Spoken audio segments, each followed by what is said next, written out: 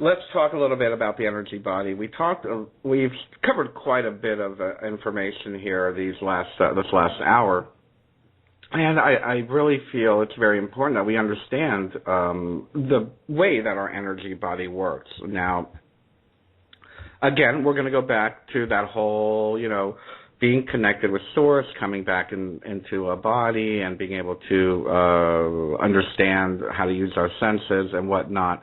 The same thing is going to apply now to all of us to begin to learn how to use our energetic body. One of the things that I feel is really needs to be said before anything is the energy body is very subtle. It works on vibration. It works with, for lack of a better term, the energy grid of the earth, the energy grid of the universe. We are always connected to each other, and a lot of us don't understand that, and I don't mean that cliche in any sense of the word. I don't mean it cliche. Once we begin to understand the energy body, that we are not only connected to our world around us, to the furniture in our rooms, to the animals, the trees, and everything else, we will begin to understand more how to use the energy body. So let me just start off by saying that there are techniques that you can use to develop these skills, to develop the energy body. And the first thing that it's funny how the ravers had it right.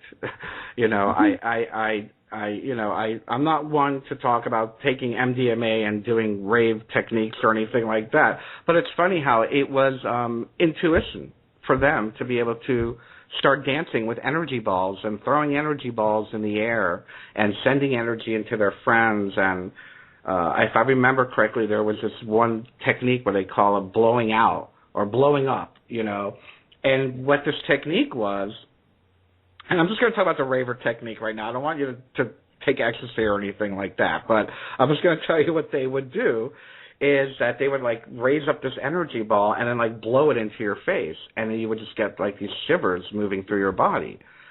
And that's a very good example of naturally occurring. For me, that was very natural. That in the sense that they didn't learn it in a book. It was almost as if they were just listening to their body. They were very connected to their intuition.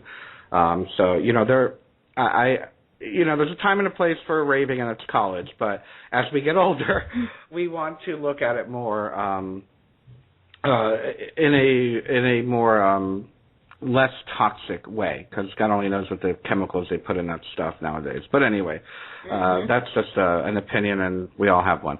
But we sure do.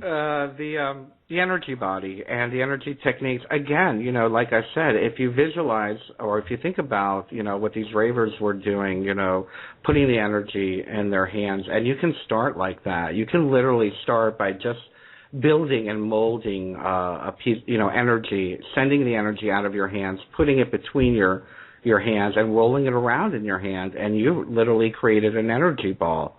In shamanism, there is something called darts, and they're usually used malevolently, so I don't recommend this. But what is done is while you're molding that ball of energy between your hands, and while you're sending it out of your hands, you attach something to it, like a thought or an emotion. And I would stick with love, and especially if you're just starting out, just to use love and send love into it. And you can shoot and send that energy ball to someone with their permission, of course. I don't know how much time we have left on this planet at the way it is to have to worry about calling your friend in London to see if it's okay if you send them love energy. But I'm just referring to the way I was trained. You always ask permission before you do anything to anybody. But I will say that, again, that's one of the many techniques you can use. There is a wonderful book out there called the Psychic Energy Workbook. And I forgot who wrote it. It's probably about 100 pages long, but it's got illustrations and photographs and all that. And it literally is a course, like course step 1 sending energy out of your hand. Step 2, sending energy to your other hand. And they literally walk you from not knowing anything to being able to, lift someone's spirits just by looking at them. Wow. So, and I don't know if I'm exaggerating, but something to that effect. I will say that not only did I take that course, I taught that course for many, many years. And it's very real. It's very amazing what you can do once you understand the energy field, the energy body. A great way just to start, and I'm sure everyone's done this a million times, is to visualize energy coming out of your fingertips in the dark. And begin to draw your fingertips together. And a lot of people begin to see channels of light going from fingertip to fingertip. Once you get used to it, and once you get a handle on this particular exercise, you begin to see the streams of energy connecting from fingertip to fingertip. As well, another great way of understanding the energy body is you can probably do this right now while we're doing this talk. Is to hold your fingertips, one hand completely vertical and one at a 90-degree angle, horizontal, and bring your fingertips closer to the palm, and you can almost feel where the energy field starts on your fingertips. You can almost feel the energy that surrounds our body constantly. Now, the one thing that I feel is very important is that the energy body is always talking to us. I feel it's a part of our intuition. I also feel it's a part of our, I don't want to say genetic, but let's say our cosmic DNA. Because the cosmic DNA is connected to Source at the center of the universe, if that's where you visualize it. It's connected to the Source. Everything is connected to the Source. But within that source, there's this energy field that transcends everything. And the energy field that transcends everything transcends your own energy field. So you are always being spoken to from galactic center, from cosmic source, whatever your terminology is. And if you listen to that, you can always feel a great example of this is our friend Miriam Delicato, who gets loopy when there's an earthquake. She begins to stumble. She can feel that. There are other ways of sensing, whether it be earth changes or societal changes, all of these things, on a global scale. One of the things that I refrain from is I am a reader. I do read the cards, and I'll read them for my friends, but I refuse to talk about their dog or, their marriage or anything like that. I don't want to get into that. I'm about the big picture. And the reason why I do that is because I want to understand the whole picture. And that goes with, again, the energy field, the whole story. What's the whole story? What is the storyline? Where is this book going on planet Earth? Where are we headed? And as we become more attuned with our energy field, we know what is important, what isn't important. I had a very good question from a new Facebook friend yesterday asking me, well, what's the first thing I need to do as far as the spiritual path? And my obvious answer was begin unlearning what you were taught that you needed to be, needed to look like, needed to act like, and needed to think, and who your friends had to be, and who your family is, and whatnot. We need to unlearn these things because these are all creations of ego. They are building blocks to create a personality. Now, there's nothing wrong with personality. We need personality. There's nothing wrong with ego. It's a part of the duality. A lot of people will disagree with me, but I feel that, without ego, we're not really grounded on this planet. It's a matter of how you use ego. Again, it's like a technology. Ram Dass said it best. The ego is a wonderful servant, but a terrible master. So how you utilize it is up to you. But back to the energy body, the sensations that the energy body receives is constant. It is constant. And it's a matter of developing the awareness to it. Now, a great way to develop the awareness to the energy body is nature. And I know I sound like a broken record, and I'm sure you've heard this 9,239 times, that it is in understanding nature that you're going to develop your energy body. Why? Because your connection to the planet and the cosmos is not going to be through a cement building or a skyscraper. Your connection to the everything will be through your ability to create energy channels, and I'm trying to think of the word, I'll get to it in a second, but with nature. Nature is alive, and you know it when you're there, when you're outside, when you're looking at the sky, when you're watching the trees blowing in the wind, when you're seeing the birds fly around you. If you've been in a building for a very, very long time, and you go and sit outside and you start seeing life, well, a very good example is how many people are afraid of nature. How many friends have we had in the past that are afraid of bugs and birds and animals and trees and weeds and things touching them? Oh, it's something touched me. You know, it's like, it really is true. It really is true. And I'm one of them. I grew up in Miami, so I was one of them. And once you begin to get over that fear of it, when you get over the fear of what is natural and being in the environment of nature, you're developing your energy body right there, because the energy body is your energy body is the same as the energy body of a tree or of a bird or of a cloud. It really, really is of the same cosmic DNA makeup, because it's all one thing. And when you begin to start acknowledging, let's say, how the behavior of a certain bird is, or you begin to understand the behavior of the wind where you live, or the behavior of the trees and how they grow, or just something as simple as watching the flowers turn toward the sun. That's something that really is aligning you and helping you attune with this energy body. It's plugging in is what it is. It's called plugging in. And, we talk a lot about the matrix and the red pill and the blue pill and whatnot. Well, once we unplug, for lack of a better term, once we unplug from the matrix, we need to plug back in to the universe. And in order to do that, we start with nature. I know that some people do live in a big city. I know that in Europe it's very, very populated. No matter where you live, from what I understand, in certain parts of Europe, it's just very overly populated. Find a park. Find a garden, even if it's a rooftop garden.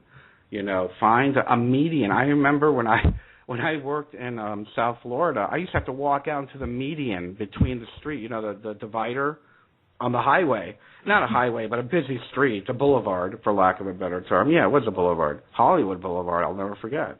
And I would go sit in the middle of the boulevard in the median and lean against a tree, because that's all I had. So you do what you can, but it is connecting back into the universal matrix. And I was about to jump into a whole other philosophy about the matrix. Yeah, you get out of another matrix, you're plugging into another matrix. That's just the reality of it. Until you're one with everything, it's basically another matrix. All this galactic federation of light, all of this trans-dimensional, seventh dimension, fifth dimension, they're all their own matrix. It doesn't make them right or whole or better or worse or anything. Remember, it's all still an illusion. And I think we forget that as light workers. I think we forget that as people who are awakened. To be truly awakened, we must remember that everything is an illusion. Even those 10th dimensional beings that come through your wall and tell you, this is how you save the planet, it's still a matrix. So I feel that we're giving our power over to other beings and whatnot when we don't acknowledge the fact that it's just an illusion. When we're separated from Source, we are creating contrast. We are creating duality, and that's okay. There's nothing wrong with that. but it's still an illusion. So I think that's another helpful hint for the energy body, because, again, clarity and understanding and wisdom is going to link you back to source, and doing the work to connect back with the energy body, to doing the work to align yourself. And we're going to talk about aligning with the cosmic energy in just a few minutes when we get into the whole solstice thing. But as you are bringing your consciousness and your awareness back into the grid of the earth, the grid of the universe, and the grid of energy, of light that is within everything, you're going to find yourself connecting easier. I'm sorry, I lost my train of thought. So make sure to hit nature. Make sure to understand that everything is an illusion, and make sure to really make the effort. Again, I know it's intuitive. It's very intuitive. It's not something that you read in a book and you learn. There used to be a saying I used to use when I was involved in the whole witchcraft thing, and I don't mean that negatively. I loved it. I enjoyed it, and I still do. I'm still very much. I learned a lot from those books, but I used to tell my students, you're not practicing witchcraft unless you're practicing witchcraft. So, what do I mean by that? You're not practicing awakening. You're not practicing ascension. You're not practicing, reconnecting with source or whatever it is you want to call it, unless you're doing the work. And reading a book, watching videos on YouTube, even though I want you to watch my videos, thank you, but but that's not practicing. That's media. That's not real. Go out into the woods. Go out into that median. Get under the tree. Take off your shoes and feel the vibration. Feel the energy. Do the mental exercise. That is how you are going to further your light working abilities. That is how you're going to further your awareness and your consciousness. And really, by doing this, you'll find, and this is very interesting because a lot of people don't seem to understand that all of these exercises, and I'm just using the term very loosely, all of these exercises are only to give you greater clarity and awareness. And when you have a question, and I'm sure many of us are already doing this, I know a lot of the light workers are very intuitive, and I'm hoping very psychic, but it always seems that we're always asking outside of ourselves for the answers. By doing these particular energy work or exercises, all you have to do is ask within. It really does give you the answer. And sometimes it's a very in-your-face answer, and sometimes a very subtle answer. And I feel that that's one of the reasons why I promote and repeat over and over how the energy body is very subtle. Because if you are not able to differentiate when your energy body is nudging you, then you're not going to get it. It's not going to be like Charmed, where you can shoot sparks out of your hands. That's not energy work. You're not going to see you're not going to see like furniture flying around the room. Though some people might, but that's all Hollywood stuff. The energy body is very subtle. It's very inobtrusive. And it's very important that we all begin to understand the concept and the subtlety of it. It's very, very subtle. It's a whisper. It really is a whisper. More like the Celestine Prophecy, I'd say. Very, very much. And that's a great segue into what we're going to talk about. Thank you. That's wonderful. Yeah. It is. It's kind of like, like the Celestine Prophecy. Now, Anella Yvonne, why don't you tell me what you mean by that? The subtleness of the energy field. Where you've got Hollywood, Poltergeist, all these massive films where you were just explaining about energy flying through the air and furniture and all these nasties and that. The Celestine Prophecy is a man who goes on a quest, and he goes and somebody teaches him how to see the energy field. takes him to a special place. He sees the energy fields around the plants, around people, and it's just visually, that's the film you've got to show you how the energy field works. I haven't quite got round to seeing colours yet, but I can definitely see it around trees and around people, and visually it's the best one to see, I'd say. Okay, so you're talking about the part in the movie where he starts seeing the plants glow, and you can see they have that part where it shows the energy going back and forth, and people are visually. Yeah, and that's a great point, and that's a very poignant part of the movie where the two are sitting there, and he says something to the effect of, "I get it. It's not about giving energy or getting energy. It's everybody giving and getting energy. It's all of us doing it that's going to take the planet to the next level." And right at the end as well, where he just looks over and just sees the whole place is just glowing. And I just remember feeling like that when I went to Peru, when I was up in the mountains, and I just remember it's that moment when you get it, if you know what I mean. And it's just, I've gone all buzzy thinking about it. That's good. You realigned with that energy. That's good. And let's talk about that whole like remembering thing. I want to share that ever so quickly. When I did my vision quest back in '94, one of my vision quests, one of the most important things they told me to do was to remember this feeling. And it's very wonderful when you have that epiphany or that aha moment, like Yvonne just said, and make sure that you ingrain that memory, because you can invoke that memory at any time, and you would be very surprised how it ignites the energy body. It really does. It just brings you right back. You start tingling again. You start seeing the colors again. All of these things. So, all of these experiences that you have, remember them. It really does awaken that energy field aspect of it. I find it like, I did some pretty, as, who was it that says that? I guess it was Terrence McKenna, I did some heroic doses of LSD, back in my 20s. And it was like, what are you doing? Are you crazy?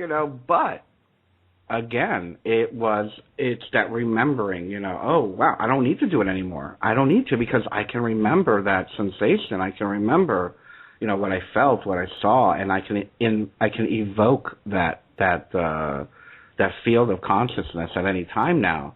And I feel that's, and actually I don't feel, it's said in a lot of the shamanic books, I'm speaking particularly of Michael Harner. He talks about, the whole shamanic quest and whatnot, that you can. It's kind of just like maneuvering you through the planes of consciousness. And once you get through there, you've learned your way. You're not going to get lost. So you can always bring that back. And again, back to what you just said, you feel that again. Yeah. It's like, wow, But so it's really important for me to remember that, because I can't even believe that I went to Peru, and I'm a single mum. I can't believe I did it for a start and did all the fundraising and then got there and come back, and I still haven't come down from my high, and that was nearly a year ago. And when I came back, we all joked about it, about having a Peruvian come down. Because, when you go through these experiences, you're so high and buzzy and you can't believe it's happening. And then you go back to normality and you think, oh, gosh, what do I do now? A couple of times I just started crying and thinking, I wish I could be in Peru again. But you just put yourself back into it again and feel it again, and then you feel better. So it's important to have that remembering, for me. And the wonderful part is that when you have those experiences, you have, if you so choose, you can decide how to integrate that into your day-to-day life. And that's probably one of the biggest obstacles that we all have. I know for me it was very hard. How do I integrate?